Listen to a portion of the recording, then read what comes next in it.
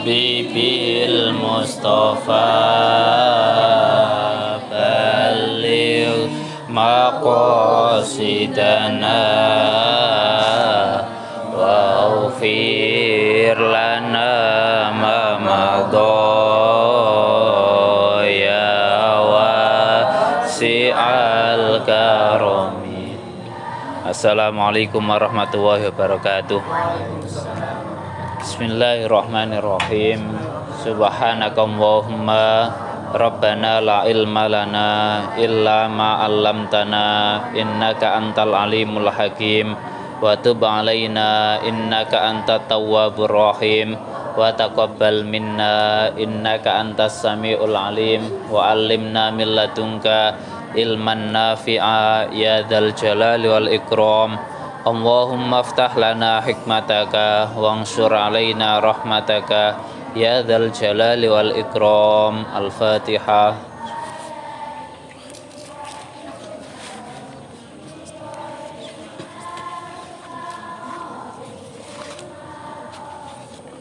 Bismillahirrahmanirrahim. Qala al-muallifu rahimahu wa ta'ala wa nafa'ana bihi wa bi ulumihi wa amadana bi asrarihi wa a'ada alaina bi barakatihi amin ya rabbal alamin. Dugi lafat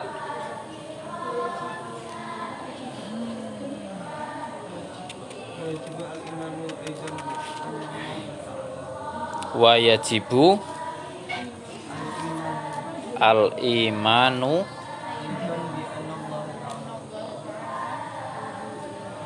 sekedap dugi pundi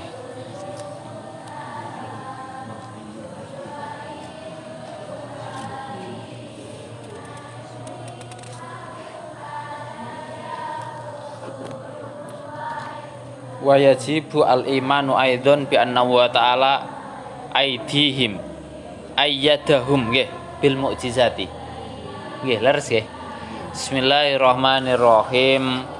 Wa yajibu al-imanu aidon bi anna wa ta'ala ayyadahum ay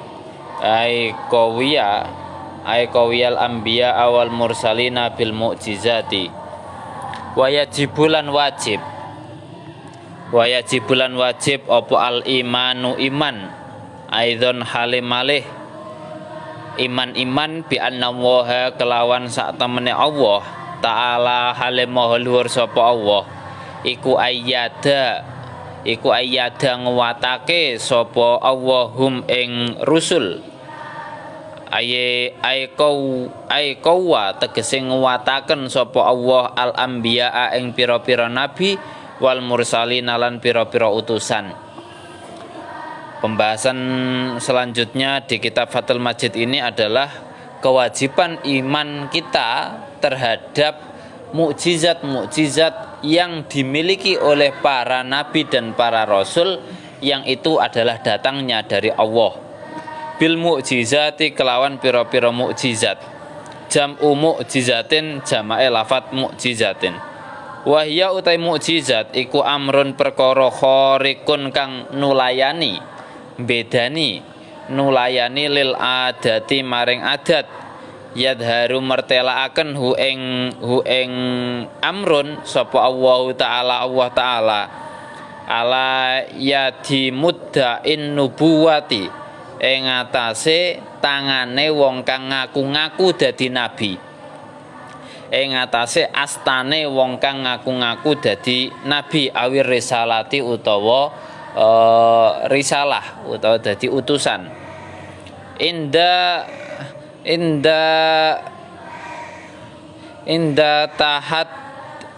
tahadil mungkarina ing dalem nalikane nantange pira-pira wong kang ingkar ala wajhin ing atase dalan ing atase cara yujizu kang ngapesake utawa kang ngalahake apa wajhun hum ing mungkarin anil ityani saking nekaaken bimislihi kelawan padane wajhun. Mukjizat adalah satu hal, satu perkara yang berbeda dengan adat atau tidak pernah ada dalam adat yang Allah tampakkan kepada tangan-tangan atau kemampuan-kemampuan para rasul dan para nabi untuk menjawab tantangan orang-orang yang ingkar terhadap mereka. Yang sekiranya apa? Yang sekiranya orang-orang tadi itu tidak mungkin bisa meniru apa yang dilakukan oleh para nabi dan para rasul. Nah, mesti itu khariqun lil adati, khariqun lil adah yang tidak mungkin dimiliki orang-orang pada saat itu. Faqauluna mongko utawi ucapan kita al amru rupane al amru iku yasmilu mengandung apa qauluna al qaula ing ucapan kal qur'ani kaya dene Quran wal fi'lalan ing penggawean kakol bil aso kaya ngerubah tongkat malik tongkat hayatan ing dadi ula watarkalan ninggal. Nah, jadi amrun itu bisa dianggap sebagai ucapan, bisa dianggap sebagai perbuatan, atau bahkan bisa dianggap sebagai tidak melakukan apa-apa. Watarkalan ninggal kaadami ikhraqin nari kaya ora anane ngobonge geni. Kaya ora anane ngobonge geni li sayyidina Ibrahim maring sayyidina Ibrahim. Wa qauluna utawi dawuh kita utawi ucapan kita khariqun lil adati rupane dawuh khariqun lil adah apa asihru sihir wasuuda tulan sulap fa inna kullan mongko sak temene saben-saben siji min huma saking sihir wasuudah iku muqtadun biasaake iku muqtadun dibiasaake wa gharabatu utawi longkone kulun wa gharabatu utawi langkane kulun iku lil jali krana ora ngerti bi asbabi kelawan sebabe kulun yang termasuk kenapa kok ada kata-kata amrun khariqun lil adati. Khariqun lil adah itu tidak mencakup sihir. Kenapa kok sihir itu tidak dikatakan sebagai khariqun lil adah? Karena sebenarnya sihir dan juga suudah atau sulap itu adalah satu hal yang sebenarnya diketahui banyak orang. Lah kok seandainya sampean tidak tahu, ya sampean itu karena tidak tahu atau karena kebodohan kita tidak tahu sihir. Tapi bagi orang lain sihir dan sulap itu hal yang biasa. Maka sihir dan sulap bukan dikatakan sebagai khariqun lil adah. Nah, keluar dari lingkup khariqun lil adah adalah sihir dan juga sulap. Jadi bahasa-bahasa kenal apakah tongkatnya Nabi Musa yang dilempar menjadi ular itu termasuk sihir? Itu tidak termasuk sihir. Karena kalau sihir itu banyak orang yang bisa melakukan. Termasuk juga sihir yang dilakukan oleh penyihirnya Raja Fir'aun. Itu adalah sihir yang tali dilempar menjadi ular. Itu sihir. Tapi ternyata oleh Nabi Musa, tongkat yang dilemparkan Nabi Musa menjadi ular dan memakan ular-ular yang dilemparkan oleh para penyihir tadi. Itu berarti yang khariqun lil adati. Kalau hanya sekedar sihir, ya rupa dadi ula ngono tok, gak sampai iso makan. Gak iso sampai memangsa yang lain. Tapi ini tongkatnya Nabi Musa sampai memangsa sihir-sihir mereka. Itu yang dikatakan khariqun lil adah. Jadi ketika dikatakan sebagai khariqun lil adah, sihir dan sulap tidak termasuk kategori khariqun lil adah. Faman mongko utawi wong arafa kang ngerti sapa man asbabau ing sebabe kulun wa ta'ata lan nandangi sapa man hu ing kulun qadara mongko kuwasa sapa man alal ityani ing atase nekake bimisli kelawan sepadane kulun. Bimisli kelawan sepadane kulun. Kalau seandainya sihir itu dikatakan khariqul lil adah, maka nanti ketika ada orang yang bisa melakukan, maka dianggap itu melakukan satu mukjizat. Wa qauluna utai ucapan kita ala yadi mudda'in nubuwati, rupane dawuh ala yadi mudda'in nubuwati kharaja metu bihi kelawan qauluna apa al karomatu karomah, dikecualikan dari redaksi ala yadi mudda'in nubuwati yang keluar dari tangannya orang-orang yang mengaku sebagai nabi adalah sebuah karomah. karena karomah itu dimiliki oleh para wali. Kalau standarnya nabi mukjizat. Kalau para wali itu memang bisa khariqun lil adah, berjalan di atas air, seperti halnya Uwais Al-Qarni yang diriwayatkan oleh para periwayat hadis itu. Uwais Al-Qarni itu termasuk sahabat, tidak pernah menjumpai Nabi, tapi hidup di masa Nabi dan iman kepada Nabi. Orang Yaman, Uwais Al-Qarni, hidup di zaman Nabi, tapi tidak pernah jumpa kepada Nabi. Kenapa tidak pernah berjumpa? Sebenarnya beliau sudah pernah berusaha untuk mendatangi Nabi. Datang ke Madinah, mendatangi Nabi, tiba-tiba pas Nabi dalam keadaan tidak ada di rumah. Akhirnya Uwais Al-Qarni terpaksa harus pulang kembali karena rombongannya pulang. Setelah itu ketika Nabi pulang, diberitahu oleh Sayyidah Aisyah, tadi ada orang yang kesini, namanya Uwais Al-Qarni ya Rasulullah. Beliau tidak jumpa dengan Kanjeng Nabi. Kemudian setelah itu Sayyidina Ali dan Sayyidina Umar diberi wasiat oleh Nabi, ketika nanti seandainya kalian berdua ketemu dengan Uwais Al-Qarni, mintalah doa kepada dia. Karena sebenarnya dia adalah penghuni surga, penghuni langit, yang dikenal oleh penghuni langit, tidak kenal di bumi. Tidak ada orang yang ya kenal, tapi tidak ada yang menganggap dia sebagai orang yang masyhur di bumi. Kemudian di masa pemerintahan Sayyidina Abu Bakar, beliau masih hidup. Di dalam pemerintahan Sayyidina Umar, beliau hidup. Ketika pas Sayyidina Umar datang ke Yaman, beliau ingat pernah mendapatkan dawuh wasiat dari Nabi, kalau seandainya sampean ketemu nanti dengan Uwais Al-Qarni, mintalah doa. Akhirnya Sayyidina Umar mencari orang yang namanya Uwais Al-Qarni. Gue lagi sak penjuru Yaman, tidak ada yang tahu. Ada yang tahu, tapi mereka menganggap bukan orang ini yang dicari oleh Sayyidina Umar. Tidak mungkin orang ini, karena orang ini adalah orang yang sangat fakir. Uwais Al-Qarni itu wong sing gak ono regane di mata masyarakat. Cara wong kene gelandangan ngono. Miskin, fakir banget. Ketika itu ada wahai Sayyidina Umar, tapi orangnya seperti ini. Yaitu yang saya maksud. Pokoknya namanya Uwais Al-Qarni, karena saya mendapatkan dawuhnya dari Nabi, namanya Uwais Al-Qarni. Akhirnya Sayyidina Umar meminta doa kepada beliau, kepada Uwais Al-Qarni. Uwais Al-Qarni merasa tidak berhak. Loh, yang seharusnya minta doa itu saya, wahai khalifah. Saya ini orang rakyat jelata. Seharusnya saya yang minta doa kepada panjenengan. Sayyidina Umar membalik, bukan, seharusnya saya, karena saya yang mendapatkan wasiat untuk mendapatkan doa dari sampean. Akhirnya Uwais Al-Qarni mendoakan Sayyidina Umar karena terpaksa, karena itu dawuhnya Rasulullah. Setelah itu masa lewat, di satu kesempatan Uwais Al-Qarni naik di atas perahu.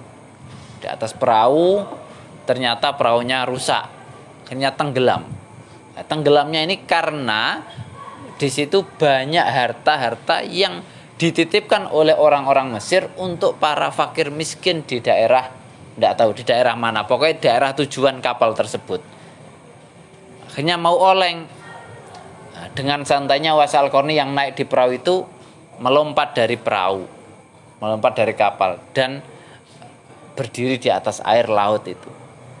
Dan orang-orang teriak minta bantuan, minta diselamatkan kan, otomatis. Akhirnya kalian bisa saya selamatkan, tapi dengan satu syarat, kalian buang harta yang kalian bawa di kapal itu. Mereka akhirnya terpaksa membuangnya seluruhnya. Tapi namanya kapal sudah mau tenggelam, ya tetap tenggelam. Akhirnya diselamatkan, diberi syarat oleh Uwais Al-Qarni.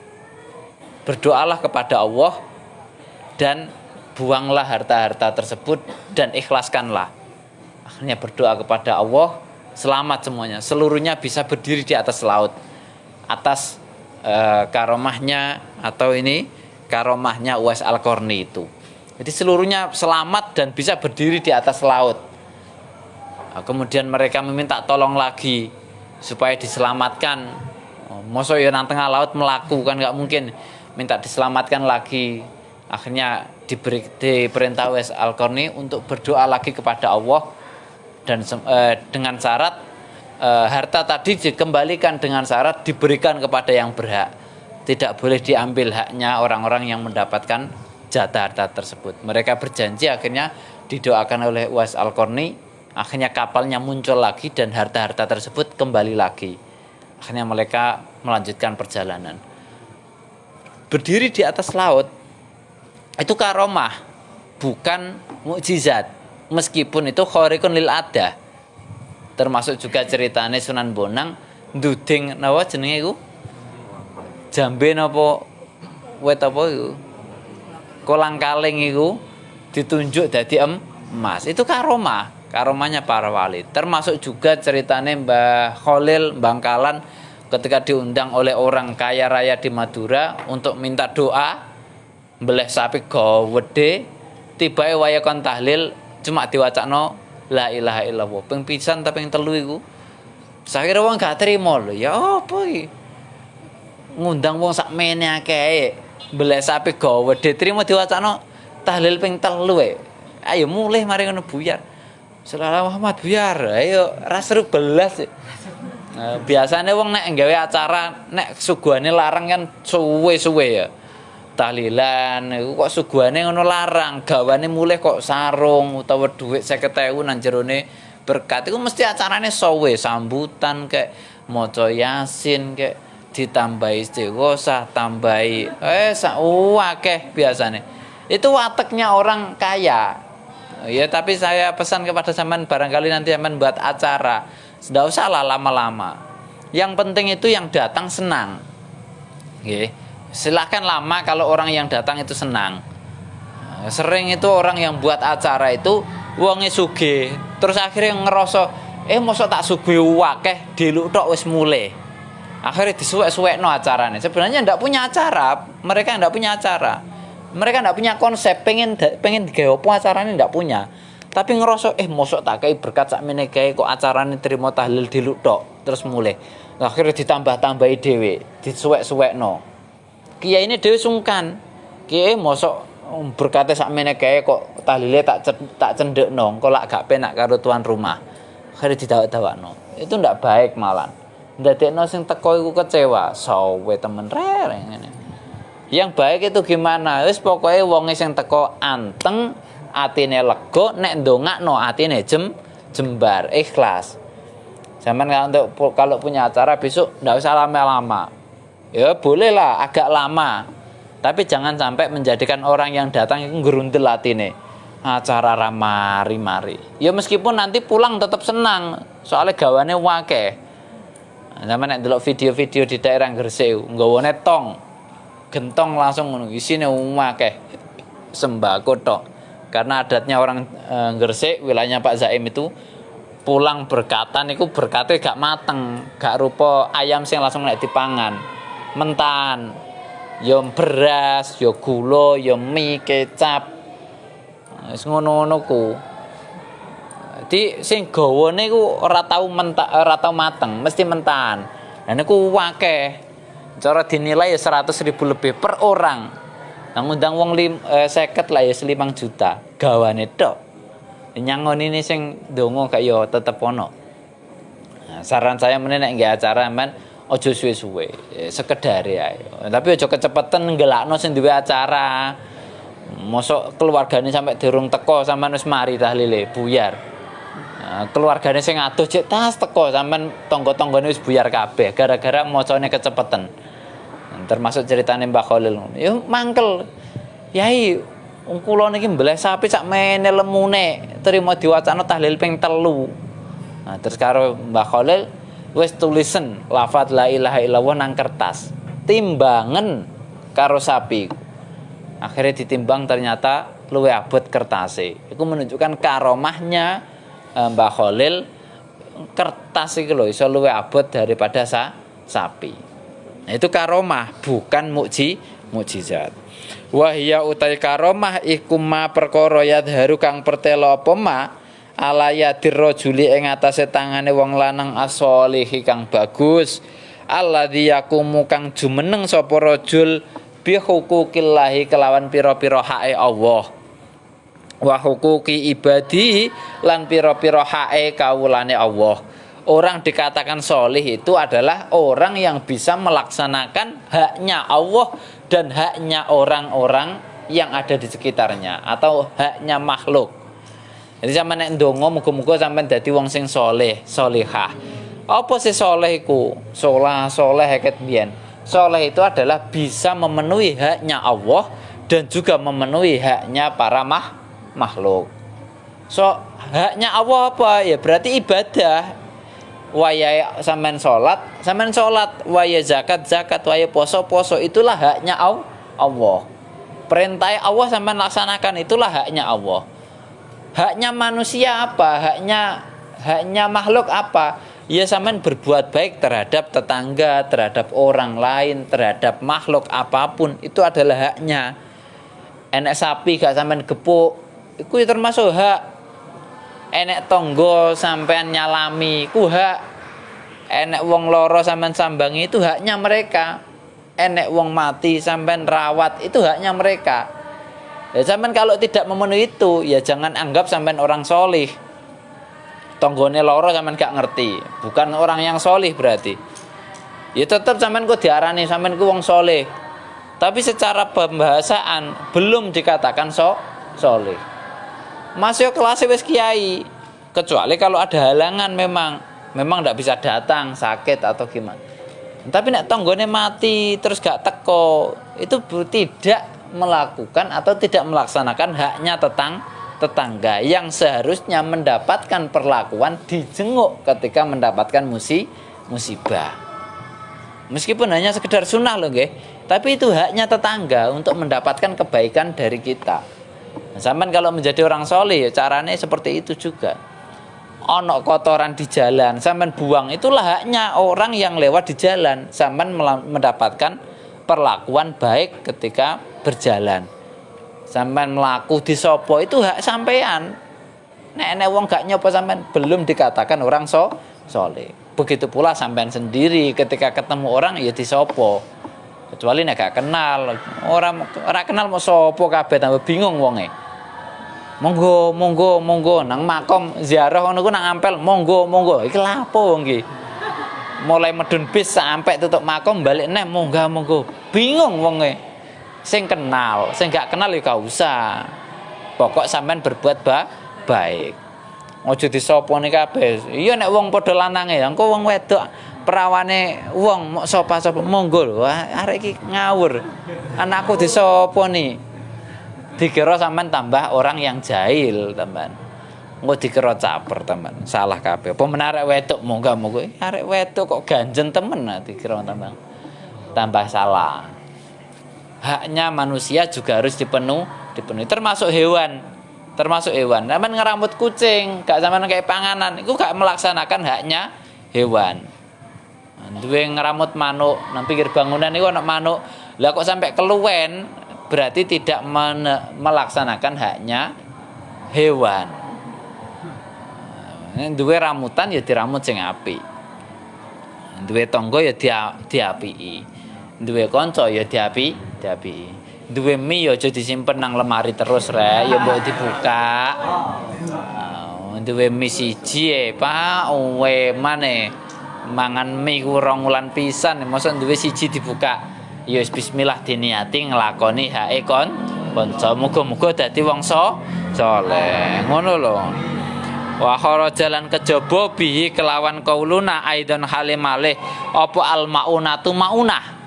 Beda lagi dengan maunah loh nggih. Ada mukjizat, ada karomah, ada maunah. Ada apa dengan maunah? Sampeyan kok ngguyu. Wa ya utai maunah iku ma perkara ya daru kang pertelo pema ala yadil awami ing atase tangane wong awam. Seperti kita ini. Tahlison krana nyelametake lahum maring awam min siddatin saking bilai. Sampean dadak waya ketabrak sret iso ngalih karepe dhewe terus sampean koyo aku ki sakti tibake. Bukan, itu termasuk mauna. Jangan merasa sombong. Aku ki berarti wali yo tibake.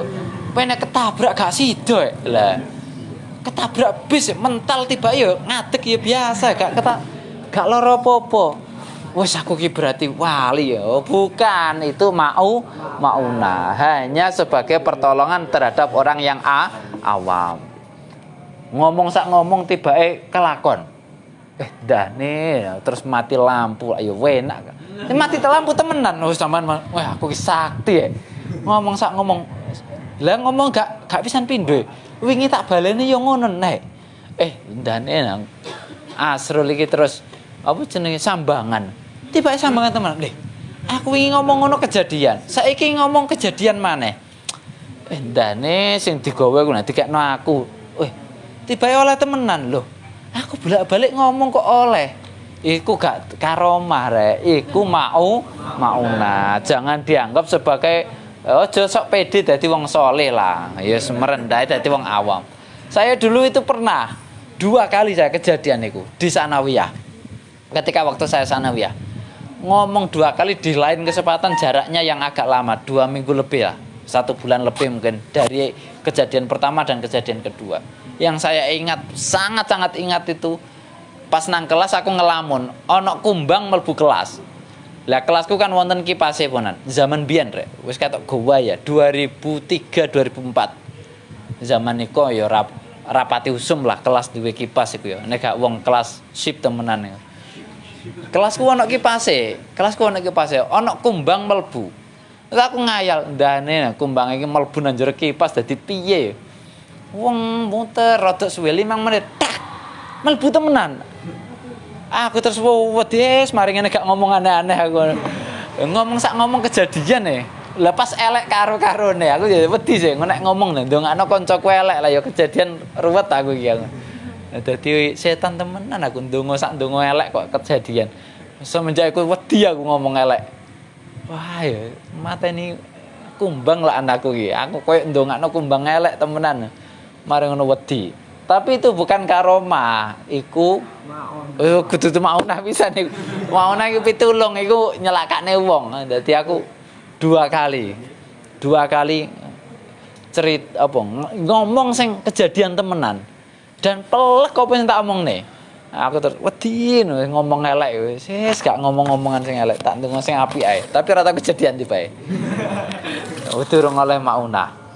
Tahlison krana nyelametake lahum maring awam min siddatin saking bilai.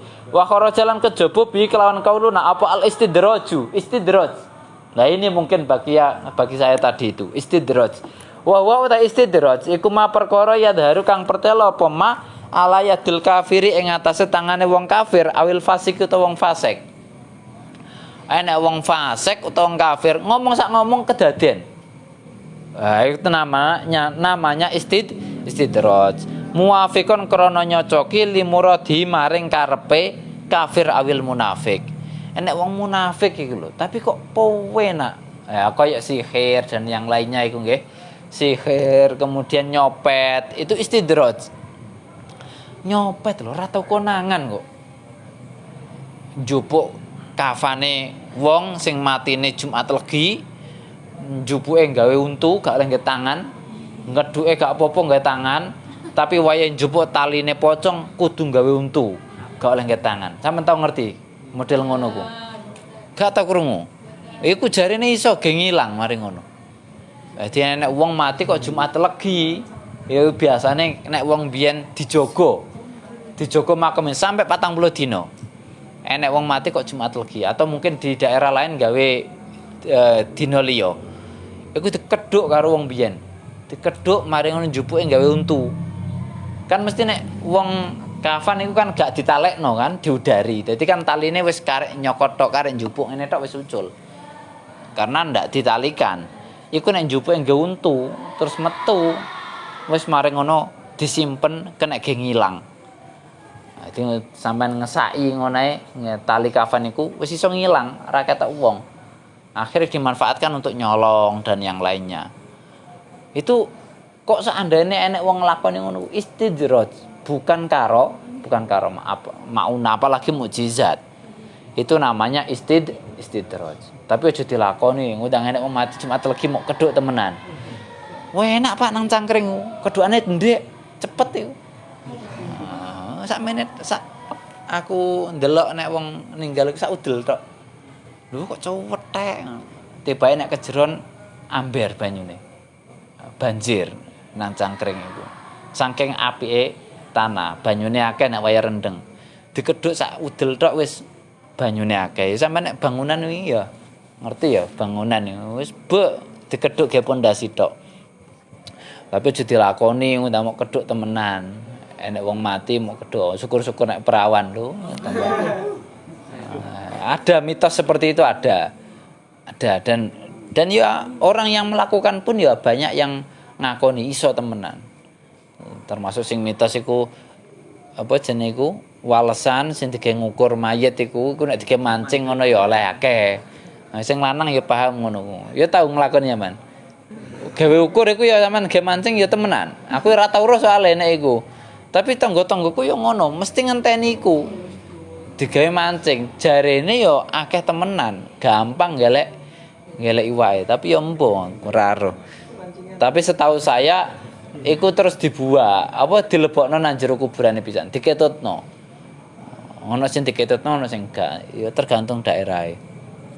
Itu namanya istidraj. Muafiqun krana nyocoki limuradi maring karepe kafir awil fasik. Wa kharaja lan kejaba bi kelawan kauluna apa al ihanatu ihanah. Dadi ana mukjizat, ana karomah, ana maunah, ana istidraj, ana sing paling elek ihanah. Wa ya utai ihanah iku ma perkara ya daru kang pertelo apa ma ala yadiman ing atase tangane wong. Dzukira kang ditutur sapa man ala khilafi muradi ing atase nulayani ucapane man. Wa qauluna utai ucapan kita rupane inda tahaddal mungkarina kharaja kejaba bi kelawan qauluna apa al irhasatu irhasat iku apa wa huya utai irhasat iku al khawariku perkara kang nulayani allati kang takunu kang ana apa irhasat iku qablan nubuwati ing dalem sadurunge nubuwah awir risalati utawa risalah. Berarti kalau mukjizat yang termasuk nabi ketika dibelah dadanya untuk dibersihkan itu namanya irhasat.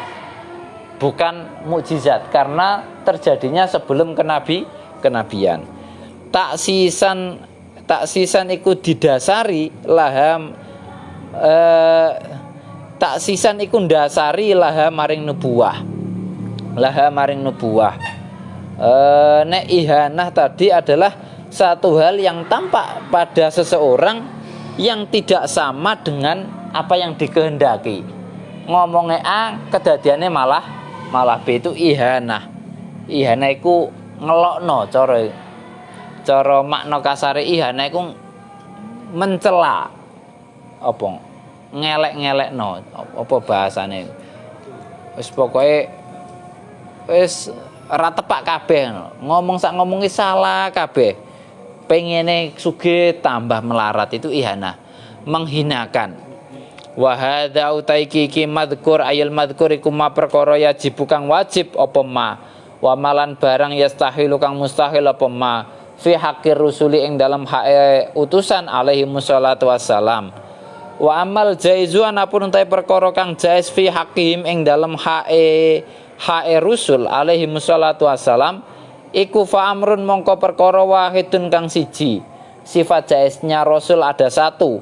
Wa huwa utai amrun iku wukuul a'radi tumibane pira-pira sifat al basariyati kang bangsa menungso allati kang la tuaddi kang ora nekake apa i'rad ila naksin maring sifat kurang fi maratibim ing dalem derajate rusul al aliyati kang luhur. Satu hal yang terjadi kepada normalnya manusia yang tidak sampai merendahkan derajat nabi yang luhur. Nabi sakit, nabi berdarah, nabi kencing, nabi berak, itu adalah hal-hal yang sifatnya manusiawi. Nabi lapar itu manusiawi. Nabi berlari, larine gak banter itu manusiawi. Orang mesti nek nabi mlayune bawanter kabeh. Nabi sare niku nggih basariah. Nabi ngelak, wis nabi butuh pakaian, nabi kepanasan ngerasa panas, itu adalah basariah. hal-hal yang dialami oleh lumrahnya atau normalnya manusia yang tidak sampai menjadikan para nabi dan utusan itu menjadi lebih hina atau menjadikan kurangnya kehormatan beliau. Termasuk Nabi sinten sing sakit iku, sing diuji sakit niku Nabi sinten? Nabi Ayub itu sakitnya tidak sampai menjadikan derajat kenabiannya turun. Ya meskipun sakit, karena normalnya orang itu juga sakit. Termasuk Nabi Muhammad ketika perang, ya tetap perang, ora terus nek meneng tok mari ngono koyo apa jenis Dragon Ball mencetat kabeh ya enggak. Ya tetap perang ya tuh kudu ngene barang. Ya ono acarane pegel barang. Ono kalane satu riwayat Kanjeng Nabi sampai napa untune berdarah, bahkan dalam satu riwayat sampai coplok nggih. Itu manusiawi. Ora terus nek Nabi meneng tok mari ngono kena sinare Kanjeng Nabi silau seluruhnya ya enggak. Masih wong kafir ya tetap nyedek nang Kanjeng Nabi ora terus ndadekno silau.